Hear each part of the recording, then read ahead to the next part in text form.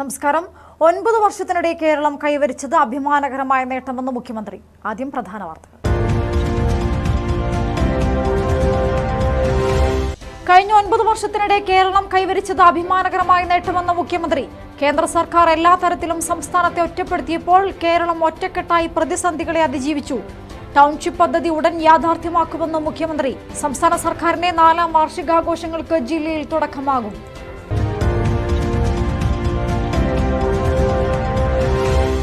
സംസ്ഥാന സർക്കാരിന്റെ 4ാം വാർഷികത്തിന്റെ ഭാഗമായി കൽപ്പറ്റയിൽ എന്റെ കേരളം പ്രദർശന വിപണന മേള. മാർപ്പാപ്പയുടെ നിര്യാണത്തെ തുടർന്ന് മേളയുടെ ഔദ്യോഗിക ഉദ്ഘാടനവും ഇന്നത്തെയും നാളത്തെയും സാംസ്കാരിക പരിപാടികളും മാറ്റിവെച്ചു. വിജ്ഞാനത്തിനും വിനോദത്തിനും ഒരുപോലെ പ്രാധാന്യം നൽകുന്ന പ്രദർശനം സൗജന്യമായി കാണാം.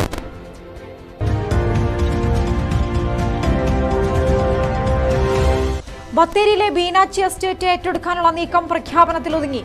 മധ്യപ്രദേശ് സർക്കാരിന്റെ ഉടമസ്ഥതയിലുള്ള എസ്റ്റേറ്റ് ഏറ്റെടുക്കുമെന്ന് പ്രഖ്യാപനം നടത്തിയത് മുഖ്യമന്ത്രി 2021-ൽ.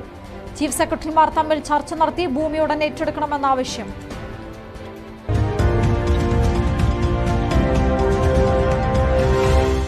മേപ്പാടി ചൂരൽമല റോഡ് പ്രവൃത്തി ഇഴഞ്ഞു നീങ്ങുന്നു. ഊരാളുങ്കൽ ലേബർ സൊസൈറ്റി ഏറ്റെടുത്ത പ്രവൃത്തി 2 വർഷമായിട്ടും പണി പൂർത്തീകരിക്കാനായില്ല. ജനകീയ പ്രക്ഷോഭത്തിനൊരുങ്ങി സമരസമിതി.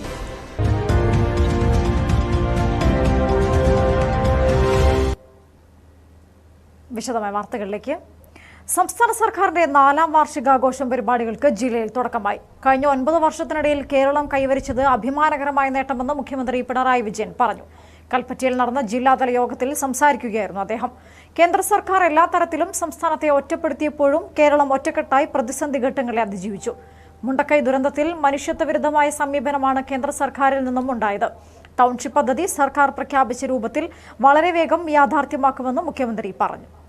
സംസ്ഥാന സർക്കാരിന്റെ 4ാം വാർഷികാഘോഷ പരിപാടികൾക്ക് ജില്ലയിലും തുടക്കമായി. കൽപ്പറ്റ ചന്ദ്രഗിരി ഓഡിറ്റോറിയത്തിൽ നടന്ന ജില്ലാതല യോഗം മുഖ്യമന്ത്രി പിണറായി വിജയൻ ഉദ്ഘാടനം ചെയ്തു. സമൂഹത്തിന്റെ വിവിധ മേഖലകളിൽ നിന്നുള്ള ക്ഷണിക്കപ്പെട്ട 500 പേരുമായി മുഖ്യമന്ത്രി സംവദിച്ചു.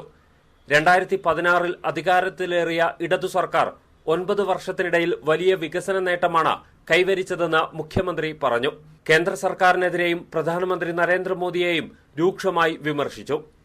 ദുരന്തം വന്നേക്കാനിടയുണ്ട് എന്ന് കണ്ടുകൊണ്ട് പണം കൊടുക്കുന്നു നമ്മൾ കണ്ടു. ബീഹാർ നല്ലതാണെന്നൊക്കെ, അതിനൊന്നും നമ്മൾ കുറ്റം പറയുന്നില്ല.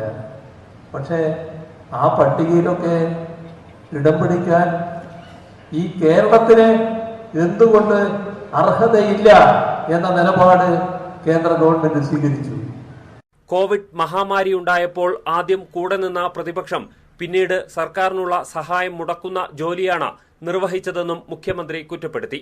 മുണ്ടക്കൈ ചൂരൽമല ദുരന്തബാധിതരുടെ പുനരധിവാസത്തിനുള്ള എല്ലാ തടസ്സങ്ങളും നീങ്ങി. ടൗൺഷിപ്പ് പദ്ധതി ഇനി എത്രയും വേഗം യാഥാർത്ഥ്യമാക്കുമെന്നും മുഖ്യമന്ത്രി പറഞ്ഞു. സർക്കാർ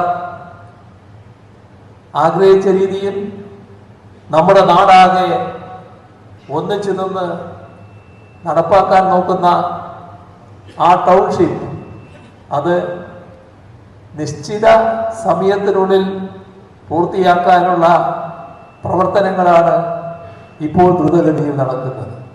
ഇന്ത്യൻ ക്രിക്കറ്റ് താരം സജന സജീവൻ, സിനിമാ താരം അബു സലീം, പത്മശ്രീ ചെറുവയൽ രാമൻ, ജില്ലയിലെ വ്യവസായ പ്രമുഖർ, ആത്മീയ നേതാക്കൾ തുടങ്ങി വിവിധ മേഖലകളിലുള്ളവർ ചടങ്ങിൽ പങ്കെടുത്തു. അതിഥികളിൽ നിന്നും ഉയർന്ന ആവശ്യങ്ങൾ പ്രാധാന്യത്തോടെ സംസ്ഥാന സർക്കാർ പരിഗണിക്കുമെന്ന് മുഖ്യമന്ത്രി വ്യക്തമാക്കി. മന്ത്രിമാരായ OR Kelu, AK Saseendran, V Abdurahman എന്നിവരും പങ്കെടുത്തു. ഇല്യാസ്, മലനാട് ന്യൂസ്, കൽപ്പറ്റ. മുഖ്യമന്ത്രിയുടെ അധ്യക്ഷതയിൽ നടന്ന ജില്ലാതല യോഗത്തിൽ ജില്ലയുടെ വികസനവുമായി ബന്ധപ്പെട്ട വിവിധ നിർദ്ദേശങ്ങളും ആവശ്യങ്ങളും ഉയർന്നുവന്നു. പരിപാടിയിൽ പങ്കെടുത്ത വിവിധ മേഖലകളിൽ നിന്നുള്ളവരുടെ പ്രതികരണങ്ങളിലേക്ക്. ഈ ഒരു സർക്കാരിൻ്റെ നല്ല നല്ല പിന്തുണകൾ ഞങ്ങൾക്ക് ലഭിക്കുന്നുണ്ട്. എന്നിരുന്നാലും അത്ലറ്റിക്സിന് വേണ്ടിയിട്ട്, ഇപ്പോൾ ക്രിക്കറ്റ് അല്ലാതെയുള്ള ഗെയിംസിന് വേണ്ടിയിട്ടും നല്ല ഒരു ഇനീഷ്യേറ്റീവ് ഈ സർക്കാർ എടുത്തിട്ടുണ്ട്.